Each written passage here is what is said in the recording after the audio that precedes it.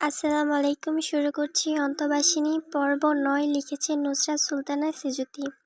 সেদিন ট্রেনে পড়েছিলি কি করে? গুরু ভাবস্বরের হঠাৎ তেড়ে আসা প্রশ্নে বিপুল হলো প্রিয়। অলীক কল্পনায় ডুবে থাকা চিত্ত হচকচিয়ে উঠল। অন্যরকম মিষ্টি মধুর এই সময়টায় এমন রং প্রসঙ্গ সে আশা করেনি।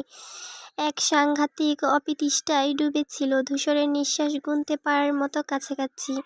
বুকে থাবা বসিয়ে হৃদয় কেড়ে নেওয়ার ন্যায় মুখোমুখি দুজনে। হুট করে তাহলে এসব কথা কেন?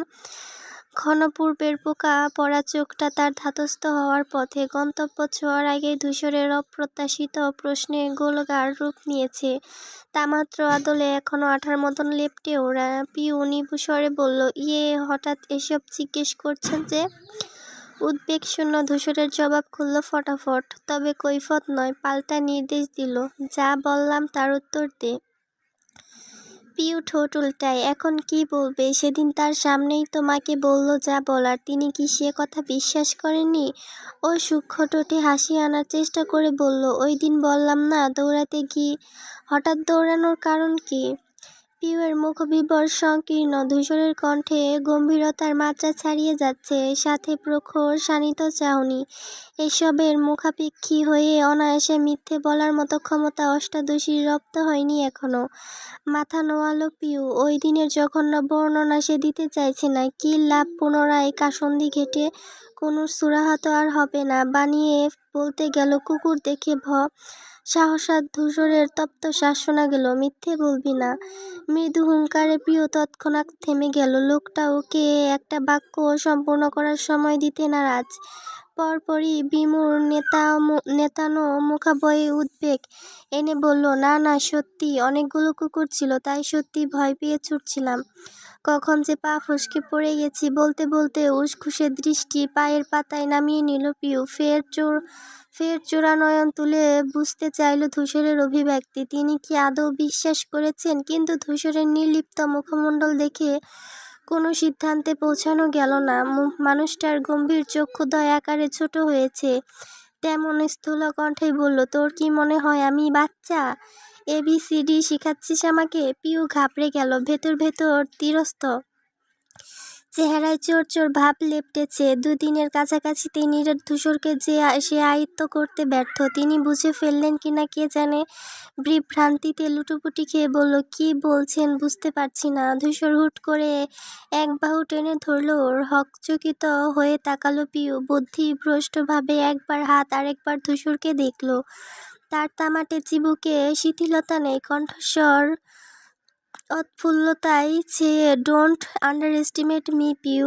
শিকদার ধূসর মাহতাবের ধৈর্যের তাল কেটে গেলে কি হয় বা কি হতে পারে এত ছোট বয়সে তোকে দেখাতে চাইছি না। আমি ইচ্ছে করলেই তুই যেখানে পড়েছিলি সেখান থেকে তোদের বাড়ি অবধি CCTV ফুটেজ এক চুটকিতে জোগাড় করার ক্ষমতা রাখি।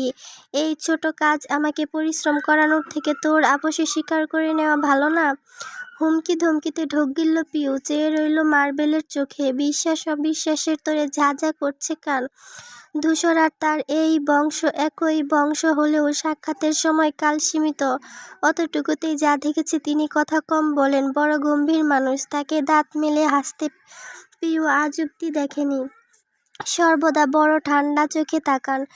বাচন ভঙ্গি চমৎকার। কথা বলেন ধীরে সুস্থে গুছিয়ে। রাজনীতিতে তুখুর শুনলেও এলাকায় ঝুট ঝামেলার রেকর্ড নেই। কোনো ঝঞ্ঝাটে জড়াতে চাক্ষুষ দেখা যায়নি তার। মাঝে মধ্যে পথে ঘাটে মুখোমুখি নির্বাচনে একটু দাপাদাপি আর এই কদিনের ঘনিষ্ঠতা, এই তো।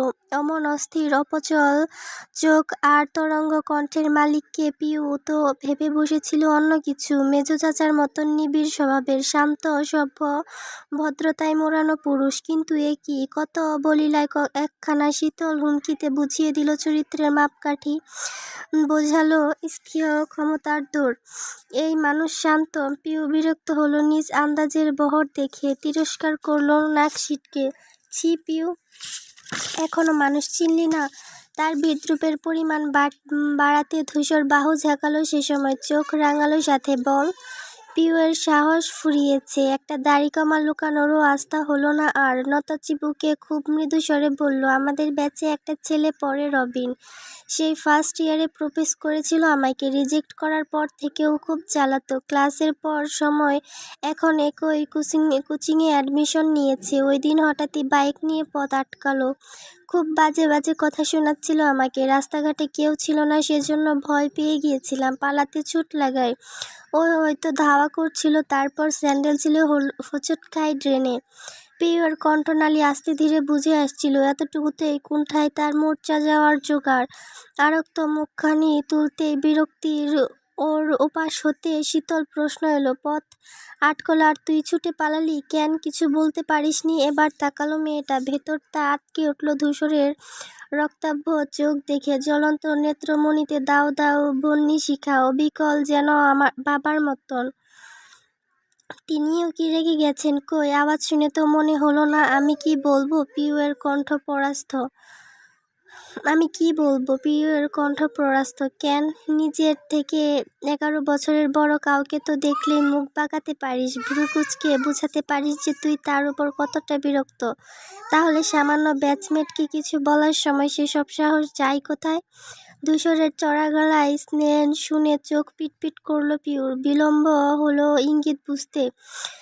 11 বছরের বড় কাকে মুখ বাঁকায় ও মস্তিষ্কের টানাটানিতে সংকুচিত হলো অমনি। তাকালো সচেতন চোখে, একটু চুপ থেকে বলল, 11 বছরের বড় লোকটার উপর তো আমার কোনো বিশ্রী ভয় নেই, যেটা রবিনের উপরে আছে। সে মানুষ তো আমাদের পরিবারের একজন, বলতে গেলে একদম আমাদের নিজের লোক।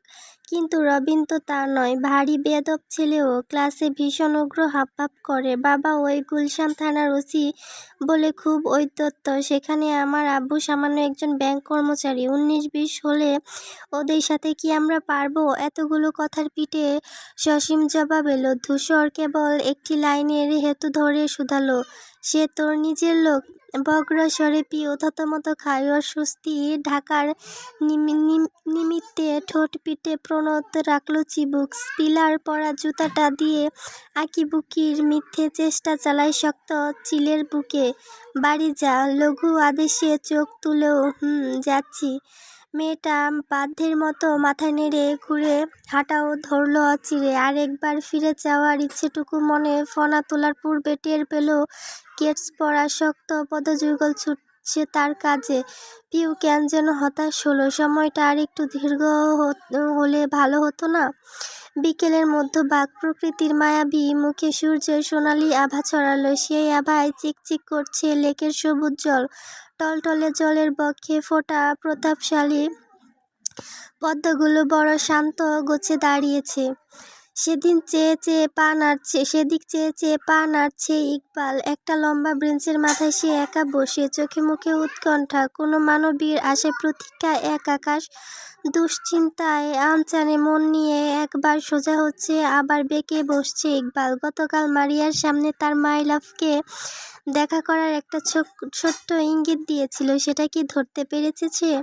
আর পারলেও বা আসবে এখানে? নানা রকম দ্বিধাদ্বন্দ্বে ভুগে ইকবাল উঠে দাঁড়ালো। বর্ষা আসন্ন, বাতাবরণের, শরীর ঘামছে তার, ফাঁস লাগছে সবেতে। না, প্রেম মানে অশান্তি, অস্বস্তি। এসব প্রেম প্রীতি জীবনে আর নয়। পরক্ষণে সতর্ক হলো, আর হবেও বা কি করে? দ্বিতীয়বারের জন্য কাউকে দিতে মনটা তো কাছে থাকা চাই। আছে কি? সে তো ধূসরের ওই চূর্ণী বোম দিন দুপুরে নিয়ে ভেগে গেছে। নাম নিতে না নিতেই অদূরে সমান্তরাল রাস্তা হতে একটি চেনা আদল ভেসে উঠল। নৈসর্গিন্য হাতছানিতে এক পায়ে এগুনোই ঝাপসা মুখশ্রী স্পষ্ট হয়ে আসে। তড়িৎ চমকে গেল ইকবাল। কেন চমকেছে জানে না। সে তো একতরফা আশাতে বুক বেঁধে হাজির হয়েছে এখানে। কোথাও না কোথাও মনে হয়েছে পুষ্প আসবে তার মাই লাভ। তাহলে আবার তাকে দেখে এই অনতর্ক বিস্ময় কিসের? ইকবাল চুল ঠিকঠাক করলো, শার্টের বোতামগুলো চিলের নজরে দেখে নিল এক পলক, কিন্তু পুষ্প প্রান্ত গতিতে হেঁটে আসছে। ধীরে ধীরে তার কাছাকাছি। ইকবালের সহজ কপালে ভাঁজ পড়ল। মেয়েটা এত স্লান কেন? মনের মধ্যে ঢুকতে তো এত সময় লাগায়নি। কেমন ফট করে ডাকাতের মতন দরজা ভেঙে ঢুকে পড়েছিল, অনুমতি অবধি নিল না। পুষ্পের সীমাপের মাত্রা যত বাড়ছে, ইকবাল টের পেল তার শরীর তুপড়ে আসার পরিমাণটাও গাঢ় হচ্ছে ক্রমে। এই তো পিঠ হতে সরু ঘামের রেখা নেমে গেল কেবল। পুষ্প একদম সামনে এসে থামে। এবার পুরো চেহারায় পূর্ণ দৃষ্টি ফেলল ইকবাল। কুণ্ঠার কোনো ঠাঁই নেই সেথায়। না আছে লতানো হাবভাব, একেবারে নিরুৎসাহিত, ভয় ডরহীন মুখবিবর, ঠিক ধূসরটার মতন। যেন মুখ দেখে মনের তল পাওয়া মুশকিল। অথচ ইকবাল ফাঁকা ঢোক গিলল। অতঃপটে মৌমাছির ন্যায় ছটফটে কিছু পাখা মেলে উঠছে। তার গান শুনে মাই লাভ ছুটে এসেছে। এর মানে লাইন পরিষ্কার। ভাবতেই উত্তেজিত সে। এবার শুধু পেট থেকে কথাগুলো মুখে আনা বাকি। বাক্যালাপের শুরুতে ইকবাল বিস্তর হাসল, স্বতন্ত্র চিত্র আড়াল করার চেষ্টায়। অথচ হা করতেও সময় নিল না পুষ্প। কেমন হুট করে জিজ্ঞেস করলো, আপনি হঠাৎ এখানে? ভ্রু বেঁকে গেল ছেলেটার। বুঝতে না পেরে বলল, এখানে মানে? মানে আবার কি? আপনি এখানে কি এই সময় কেন সেটা জানতে চাইলাম। ঘুরতে এসেছেন? ইকবাল ভেবাচেকে খেল। এসব কি বলছে মাই লাভ? গানের ইঙ্গিত বুঝি এলে? এমন কথা তো মুখে আনার কথা নয়। ঘন ঘন পল্লব ফেলল ভ্রূভণে। আমি তো এখানে বলতে গিয়ে থামলো। আগে পুষ্পের ব্যাপারে জানতে শুধালো, তুমি এখানে কেন? তার উত্তরটা যেন তৈরি। আমি তো ঘুরতে এসেছি। এই লেকের ব্যাপারে মারিয়ার কাছে শুনেছিলাম, তাই সুযোগ পেয়েছি, দেখতে এসেছি। চতুর ইকবাল সবটা ধরে ফেলল। এবার হাসিও পেল। মাই লাভ শক্ত থাকতে চাইলেও মিথ্যেটা যে তার মিগ নেত্রে স্পষ্ট বোঝা যাচ্ছে। কি চাইছো মেয়ে? ইকবাল পাঠানকে নাস্তানাবুদ করবে অত সহজ? বক্ষপটে হাত গুজে দাঁড়ালো সে। সন্দিগ্ধ কণ্ঠে বলল, একা একা যে অচেনা জায়গায় ঘুরতে এসেছ, তোমার ফুপি বা ধূসর জানে নাকি কোনো ছেলে ঘটিত ব্যাপার স্যাপার আছে? ঢাকায় 2 দিন এলে অথচ এখনই এইসব? বাহ, ধূসরকে বলতে হচ্ছে তো। ইকবালের হাস্যরসিক মুখখানা রাতারাতি বদলে যাওয়ায় ভড়কে গেছে পুষ্প। তার উপর গম্ভীর গুরুতর কণ্ঠ। শঙ্কার ছাপ পড়ল তার সুশ্রী আননে। শশব্যস্ত বলল, এই না না, ওনারা কিছু জানে না। আর আমিও কোনো ছেলেপেলের জন্যে আসিনি। ইকবাল ঠোঁট চেপে হাসে। আচমকা ঝুঁকে যায় ওর দিকে। পিঠে 2 হাত বেঁধে কণ্ঠ নামিয়ে শুধায়, তবে কি আমার জন্য এসেছ? মেয়েটার শক্তপোক্ত থাকার প্রয়াস হার মানল ইকবাল। ইকবালের হঠাৎ কাছে আসায় গুটিয়ে এলো মেয়েলি দেহ। আরক্ত মুখ নামিয়ে উপরে নিচে ঝাঁকালে বিজয়ী হাসল সে। পূর্বের চেয়েও আরো গহীন হলো স্বর। কেন এসেছ বলতে পারো? পুষ্প আনন্তভাবে মাথা নাড়ালো দুপাশে। ঠোঁটের কোণে লাজুক হাসির বান নিয়ে বলল, জানি না। ইকবালের কণ্ঠস্বর খাদে। আবদার ছুড়ল, আমার পাশে কি একটু বসা যাবে? পুষ্প চুপটি করে বসল। আচমকা ভীষণ লজ্জায় চুর হচ্ছে মেয়েটা। প্রথম দিনের আলাপচরিতায় মতো হুটহাট জড়তা ভিড়েছে শরীরে। এমন লাজুক তো সে নয়। হঠাৎ মুখ খুলল ইকবাল। ঝরঝরে কণ্ঠে নিজে নিজে আওড়ালো, আমি ইকবাল পাঠান, এই জেলার সভাপতি। কিন্তু পাশাপাশি আমার মোটর পার্সেটের ব্যবসাও আছে। বাবা মায়ের বড় ছেলে। ছোট ভাই সবে ক্লাস 5-এ পড়ছে। বাবা জগন্নাথ বিশ্ববিদ্যালয়ের প্রফেসর। মা ঘরেই থাকেন। তবে চালচলনে কিন্তু আধুনিক। কুসংস্কার একদমই মানেন না। সব মিলিয়ে হাস্যোজ্জ্বল একটা পরিবার। দিন রাত গুনে গুনে বেশ চলে যায়। এসব কথা আমাকে কেন বলছেন? প্রশ্নখানা ইচ্ছে করে ছুঁড়ে দিল পুষ্প। কিছু কথা শুনে বুক চুরানোর প্রত্যাশায়। যেন ইকবাল একবার বলে, বলছি কারণ আমি 4 জনের মধ্যে তোমাকে 5 জন করে নিয়ে যেতে চাইছি। আমার বিছানা, আলমারি, শোবার ঘরটা যেন একগুচ্ছ মালিক ছিলাম এতদিন। সেখানকার একটা সমান ভাগ দিতে চাইছি তোমাকে। কিন্তু সে এমন কিছু বলল না, বরং তার হঠাৎ জিজ্ঞাসায় অপ্রস্তুত হয়ে পড়ল। তাকালো কিছুটা অপ্রতিভ। দুজন দুজনকে পছন্দ করে।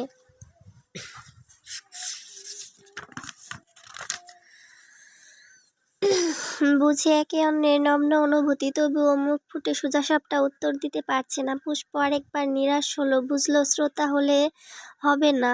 প্রেম ঘটিত বিষয়টাকে রাতারাতি বাগে আনতে বক্তা হিসেবে মুখ খুলতে হবে, না হলে এই চশমাওয়ালার মতো দশায় ফেলবে ওকে। সারা জীবনেও কিছু বলবে কিনা সন্দেহ। গতকালের মতো এক থলে পূর্ণ সুযোগ ইকবালকে এগিয়ে দিল মেয়েটা।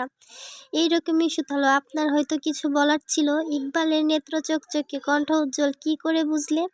পুষ্প দাঁত কপাটি পিষে ধরল এবার। বোঝাবুঝি বাদ দিন, যেটা বলার সেটা বলুন। এত ভনিতা করার সময় নেই, ফুপু বলে দিয়েছে সন্ধ্যার আগে বাড়ি ফিরতে হবে। ইকবাল আজ পেল মেয়েটির ধৈর্যহীনতার মুখ কালো করলো। সে কি আসলে একটু বেশি বেশি করছে? চূড়ান্ত নার্ভাসনেসে গলা ভিজল অমনি। কিছুতেই কিছু বলার সাহস হচ্ছে না। পুষ্প এসেছে ঠিকই, কিন্তু স্টেশনে যে রূপ দেখিয়েছিল সেদিন, যদি তার বোঝায় উল্টাপাল্টা হয়? অসম্ভব কিছু নয়তো। নারীর মন বোঝে কোনজন?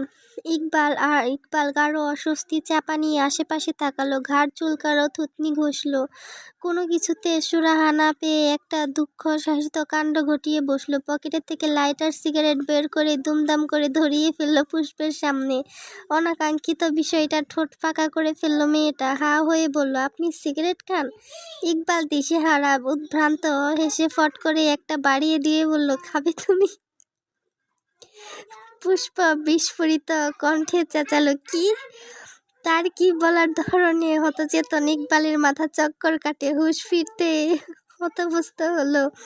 দিকদিশা হারিয়ে কি করে বসেছে বুঝতেই ধরপড় করে ফেলে দিল সিগারেট। ব্যস্ত নিঃশ্বাস ভঙ্গিতে বলল, ছি ছি, এইসব সিগারেট ফিগারেট কিন্তু আমি কিচ্ছু খাই না। খাই কিছুইও দেখি না, কি করে যে আমার পকেটে এলো। মনে হয় ধূসরেরটা ভুলে আমার কাছে চলে এসেছে। পুষ্প কটমট করে বলল, ধূসর ভাই সিগারেট খান না, মিথ্যে বলছেন কেন? ধরা পড়ে জিভ কাটলো বেচারা। শুকনো মুখে বলল, আসলে আমার নার্ভাস লাগছে, শরীরটা খারাপ লাগছে, গা গুলাচ্ছে, মাথা ঘুরছে, তার জন্য মুখে যা আসছে তাই বলে ফেলছি।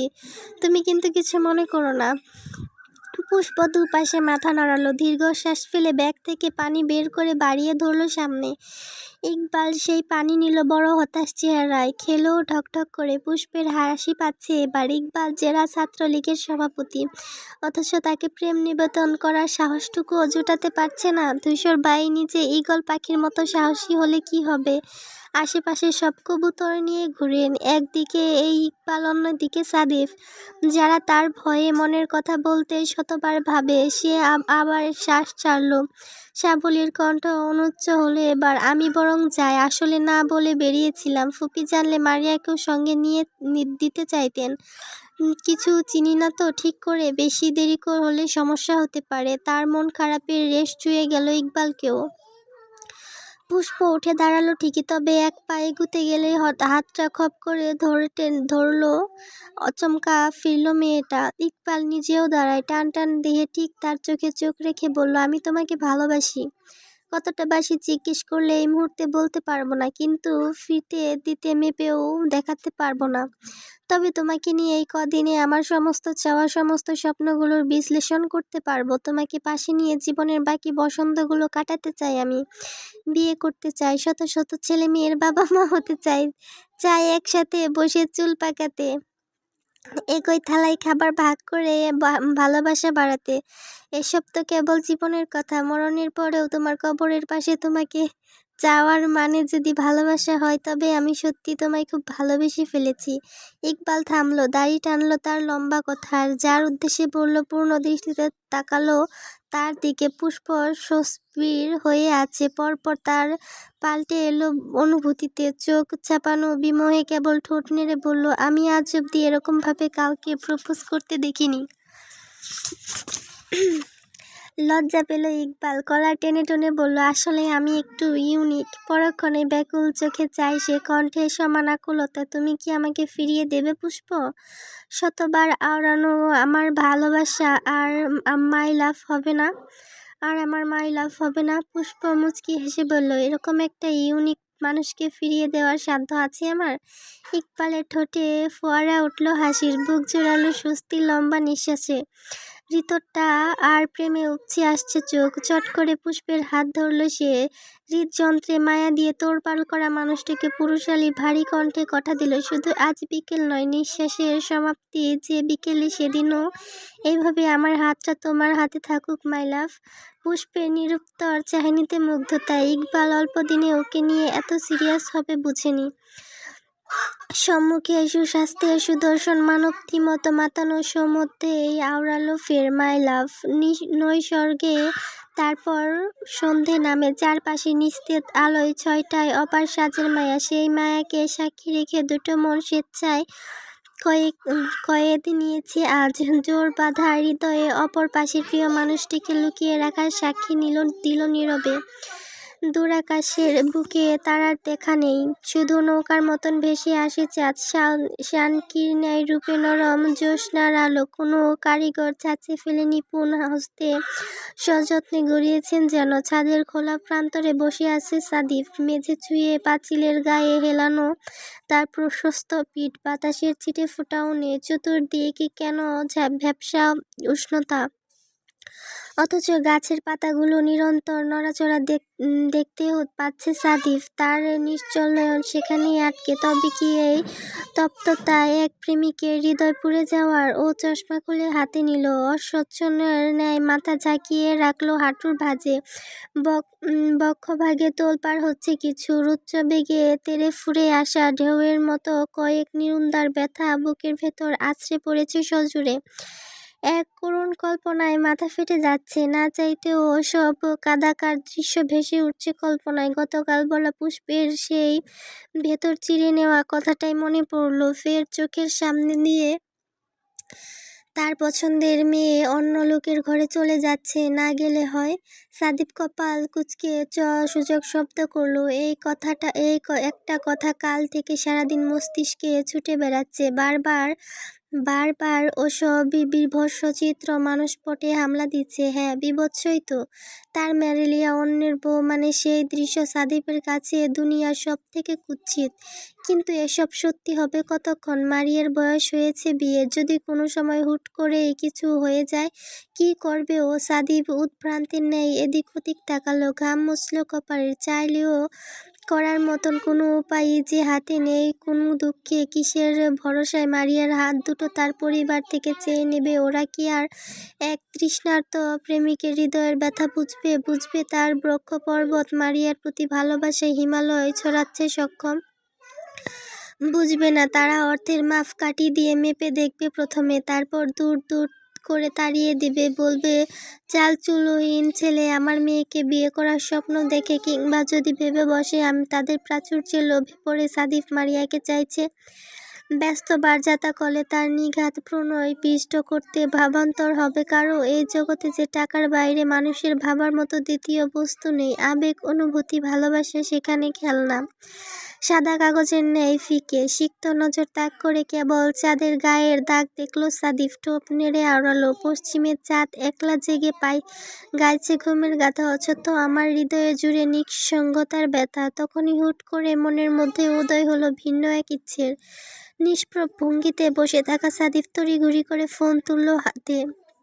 আসার সময় প্রিয় মুখখানা ফিরে দেখা হয়নি, কতগুলো ঘন্টায় এই গলার স্বর শোনা হয়নি। আচ্ছা, এখনই একটা কল করলে কেমন হয়? আজ অব্দি তো তাদের ফোনে কথা হয়নি। মারিয়ার মিষ্টি কণ্ঠস্বর রেকর্ডিংয়ে কেমন শুনতে লাগে সাদিফ জানে না, তবুও ফোন বুকে নম্বরটা সেভ করে রাখা। ধূসর যখন অতিরিক্ত ব্যস্ত থাকে তখন ফোন দিয়ে রাখে তার কাছে। সে সময়ে কোনো একদিনেই একটা সুযোগ কাজে লাগিয়েছিল সাদিফ। অতীত ভেবে ফেলছে হাসলো ছেলেটা। সে যে মেয়েটার প্রেমে ডুবে ডুবে কত জল, কত ভাবে খেয়েছে, তা ভাই যদি জানতেন। কিয়ৎক্ষণ দোনামোনা করলো সাদিফ, মন দ্বিধা কাটিয়ে ডায়াল করলো ওর নাম্বারে। রিং হলো কয়েকবার, শেষ মাথায় এসে রিসিভ করলো মারিয়া। ছোট শব্দের হ্যালোটা শুনতেই সাদিফের নিঃশ্বাস রুদ্ধ হয়, যেন অন্তঃস্থলে কোপ মেরেছে কঠোরে। অবশ্যে চোখ দুটো বুঝে মস্তিষ্কের পেছনটা হেলে দিল দেওয়ালে। এই কণ্ঠ শুনে শুনে একটা গোটা জীবন এভাবে বসে পার করা যায়? ইহলোক তুচ্ছ করে শুধু কণ্ঠের অধিকারিণীর দিকে চেয়ে থাকা যায়। মারিয়া তখনও হ্যালো হ্যালো করছে। অজ্ঞাত ফোনকারী মানুষটার পরিচয় জানতে ভীষণ মরিয়া সে। সাদিপ ঠোঁট কামড়ে হাসলো, ভাবলো কিছুক্ষণ চুপচাপ থেকে মেয়েটার কথা শুনবে, তারপর সুযোগ বুঝে লাইন কেটে দেবে না হয়। ওর নম্বর তার ম্যালেরিয়ার কাছে নেই, কথা না বললে ধরতেই পারবে না। অথচ তাকে চমকে দিয়ে ওপাশ থেকে মারিয়া বলল, মিস্টার সাদিপ, কথা বলছেন না কেন? ভীষণ গতিতে বিস্ময়ের কুড়োয় ছিটকে পড়ল ছেলেটা। এক হাতে ঝুলে গেল চোয়াল, হতচেতনায় ফোন ঘষে পড়ল বুক অব্দি। কোনো মতে আঁকড়ে কানে গুজল, ফের তুলতে উঠল, কথা গিয়ে বলল, আমি মারিয়া সবলীল, হ্যাঁ আপনি বলুন কি বলবেন। এমনিতে চুপ থাকেন বুঝলাম, তাই বলে কাউকে রাত 12টায় কল করে চুপ থাকাটা কেন বেয়াড়াপানা হয়ে গেল না? হতবুদ্ধি সাদিপ কথা বলতে ভুলে গেল। শেষমেশ বেয়াড়া শুনেও লেখা ছিল নসিবে। প্রসঙ্গ এড়াতে খুব আস্তে করে শুধালো, আপনি আমার নাম্বার পেলেন কোথায়? ওপাশ হতে কাটা জবাব আসে, ফোন করেছেন আপনি? প্রশ্নটা তো আমার করা উচিত। নাম্বার কে দিয়েছে? আর কল দেওয়ার কারণ কি? জি না মানে যথাসই জবাব খুঁজে পাচ্ছে না সাদিফ। ঠোঁটে জিভ ভিজিয়ে আমতা করলো। ওই আসলে একদিন ধূসর ভাই বোধহয় আমার ফোন থেকে কল করেছিল আপনাকে। হঠাৎ লিস্টে অচেনা নাম্বার দেখে ভাবলাম কে এটা, একটু কল করে দেখি। সবটা খুব অগোছালোভাবে জানিয়ে থামালো সে। মারিয়া ঠোঁট চেপে হাসি আটকালো। 9-10 বছরের ছোট ছেলের অজুহাত শুনল যেন। কণ্ঠ গম্ভীর করে বলল, এই রাত 12টার সময় আপনি নাম্বারের মালিককে খুঁজতে কল দিচ্ছেন? সে তো কোনো অবিবাহিতা মেয়েও হতে পারত। বাধাই করা চরিত্র তো আপনার। সাদিপ উৎকণ্ঠিত হয়ে বলল, না ভুল ভাবছেন। মারিয়া খ্যাক করে উঠে, কি ভুল ভাবছি? রাত বিরেতে কল দিয়ে আবার বড় বড় কথা। সাদিপের মুখে মেঘ ছড়ালো। সরি, রেখে দিচ্ছি। মারিয়া শক্ত গলায় বলে, একদম না, ফোন করে এখন বিরক্ত করলেই তখন শাস্তি হিসেবে টানা 1 ঘন্টা কথা বলতে হবে। চোখ কপালে তুলল সে। 1 ঘন্টা? জি, যদি সেটা না পারেন তবে এক্ষুনি আমি ভাইয়ার কাছে গিয়ে আপনার নামে নালিশ করে আসব। বলবো যে আপনি শুধু আজ না, এর আগেও এমন গভীর রাতে আমাকে ফোন করে বিরক্ত করেছেন। কিন্তু এটা তো মিথ্যে। আমি তো আজকেই কল দিলাম। সে তো আর ভাইয়া জানবে না। ভাইয়া আমাকে খুব বিশ্বাস করে। আমি যা বলবো তাই মেনে নেবে, বুঝেছেন? সাদিপের মলিন স্বর শোনা যায়। জি। কিন্তু এপাশে বসে হাসলো সে, খুব আলগোছের মুক্ত হাসি। 1 ঘন্টা কেন, একটা আস্ত রজনী বললেও সে রাগ করতো। বোকা মেয়ে মুখে বলল, কিন্তু 1 ঘন্টায় কি বলবো আমরা? মারিয়া নাক ফুলিয়ে বলল, গর্ধব, সেটাও কি আমাকে বলে দিতে হবে? তোর নিজের কোনো কথা নেই? সাদিপ নিজেই পুনরায় কথা টানলো। ওই দিন আপনার ইচ্ছে পূরণ করতে পারিনি বলে আপনার খুব খারাপ লেগেছিল, তাই না? একটু আরেকের নিরট অভিনয় চট করে ফুরিয়ে গেল মারিয়ার। মনের বরফ গলে পড়ল শখের পুরুষের নম্র আওয়াজে। না, কাজের জন্য গেলেন, খারাপ লাগবে কেন? কাজ ছিল না, ইকবাল ভাই মজা করে ডেকেছিলেন ওভাবে। কেন? আশ্চর্য কি তো, ভাই তো এরকমই। অবশ্য সেদিনের দোষটা আমারই। Sorry again. মারিয়া একটু চুপ থেকে বলল, সরি দিয়ে কি করব? সরি চাওয়ার থেকে দোষ খণ্ডানো ভালো নয়? সাদিফ নড়ে চড়ে বসে, চোখে মুখে সূক্ষ্ম উত্তেজনা নিয়ে শুধায়, কিভাবে খণ্ডাবো বলুন? কোনো উপায় জানেন আপনি? মেয়েটা সুযোগ লুফে নিল 2 হাতে।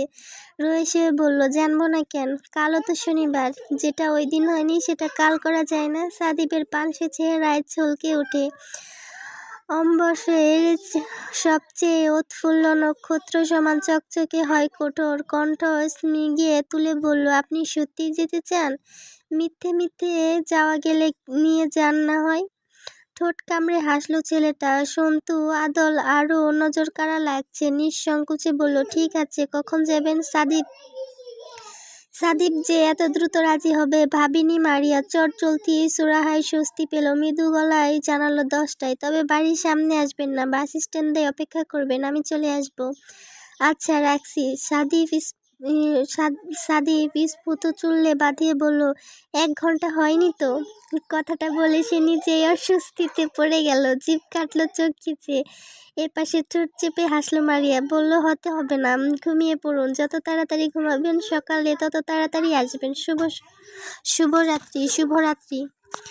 ফোন সামনে এক বুক ফুলিয়ে দীর্ঘশ্বাস ফেলল সাদিপ। বক্ষপট জুড়ে প্রশান্ত প্রাণবন্ত প্রশ্বাস। স্কিনের উপর গভীর চুমু খেয়ে বলল, ম্যালেরিয়া? সরাসরি তো এভাবে আপনাকে ছুঁতে পারবো না, তাই আপনার ছবিতে দিয়ে পুষিয়ে রাখছি। ব্যর্থ প্রেমিকের স্বভাব নিয়ে হাসবেন না যেন। মারিয়ামকে মিটমিট হাসতে দেখে ভ্রু নাচালো পুষ্প। তাহলে কোথায় যাওয়া হচ্ছে জানি না, দু চোখ যেদিকে যায় চলে যাব, ভাই একাল বের হবে না। এই ফাঁকে একটু মনের আশ মিটিয়ে সময় কাটাবো ওনার সাথে। মেয়েটার কণ্ঠ প্রফুল্ল।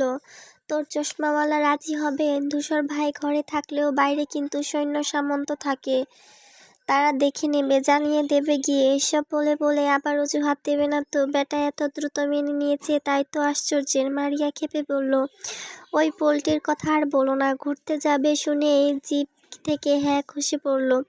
এভাবে ভালোবাসার কথা বললে কি হয় আসলে? নিজের ষোলো দুগুণে 32 আনা বুঝে, কিন্তু আমার বেলায় 1 আনাও না। পরপরই ভিজে এলো স্বর। সব ভুলে একবার কাছে ডেকে নিতে পারে না? সারা জীবন ওনার মুখ দেখতে পেলে মরার আগ অব্দি সুখ চাইতাম না আমি। পুষ্পের মায়া হলো। মারিয়া আর অগ্নিকোটের ফেঁপে ওঠা লালচে ভাব। ও ক্রয়ন গিয়ে বোনের মাথাটা টেনে নিল বুকে, পিঠে হাত বুলিয়ে বলল, ওসব ঠিক হয়ে যাবে, একটু ধৈর্য ধর। দুপুরের শেষ, বিকেলের শুরু। এক গাধা রং, পেন্সিল, তুলি আর বড় ক্যানভাস নিয়ে বাগানে এলো পিউ। আকার তার মারাত্মক মেয়েটির সবচেয়ে ভালো করে স্কেচ একদম দেখে দেখে হবুও রং তুলিতে উগরে দিতে পারে। পড়াশোনা, গান, নাচ, রান্না বান্নায় পিছলে খেলেও অঙ্কনে পিউ সাংঘাতিক গুণী। শখের আঁকাআঁকি তার নিকট এক টুকরো প্রশান্তি সমত। সেখানে আজ সারাদিন বিক্ষিপ্ত মেজাজে ঘুরিয়ে বেড়েছে, যেন কিছুতে খেয়াল নেই, ধ্যান নেই, পাঞ্চে সব। ভোর ভোর ধূসরের অমন অপ্রত্যাশিত সান্নিধ্য মস্তিষ্কের সবটা এলোমেলো করে দিয়ে গেল। পিউ জুতো খুলে ঘাসের গায়ে রাখলো, তারপর বসলো তাতে। পরম দুর্বা ঘাসের উপর অনাদরে পড়ে থাকা মেয়েটির লম্বা বেণী মধ্যাহ্নের শেষ ভাগের উষ্ণতায় কেবল ঝকঝকে রূপ তুলেছে। ও দূরে দাঁড়ানো পাঁচিল থেকে এসে মাটি ছুঁয়েছে বাগান বিলাসের হলদে ফুল। পিউ ক্যানভাস টাঙালো, একটা রঙের সাথে অন্য রং মেশালো। হাত ভর্তি লাল কাচের চুড়িগুলো আলোড়ন তুলল শব্দে। হাঁটুতে থুতনি গুজে চিন্তায় ডুবে গেল। তারপর ছবি আঁকতে তো এলো, কিন্তু কিসের ছবি আঁকবে ঠিক করেনি।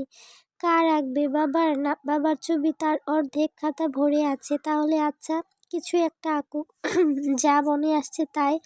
অন্তত ব্যাপৃত মেজাজখানা ঠিকঠাক হলেই চলবে। মাথার উপর হতে সংখ্যাতিক অতিথি পাখি উড়ছে, স্পষ্ট ওদের দাপাদাপি রজ। গরম কমে আসায় আকাশে তাদের দখল চলছে আরো কিছু মাস। ক্যানভাসে তুলির আঁচড় টানতে টানতে একবার সেদিকে দেখল পিউ। পাখিরা উড়ে গেলেও মনোযোগ পড়ে রইল স্বচ্ছ আকাশের গায়ে। নীল রঙের বুকে তুলোর মতো মেঘ বড় সদর্পে ছুটে যাচ্ছে। সেই অম্ববাহির ফাঁক গলে হুট করে একখানা মুখ ভেসে উঠে।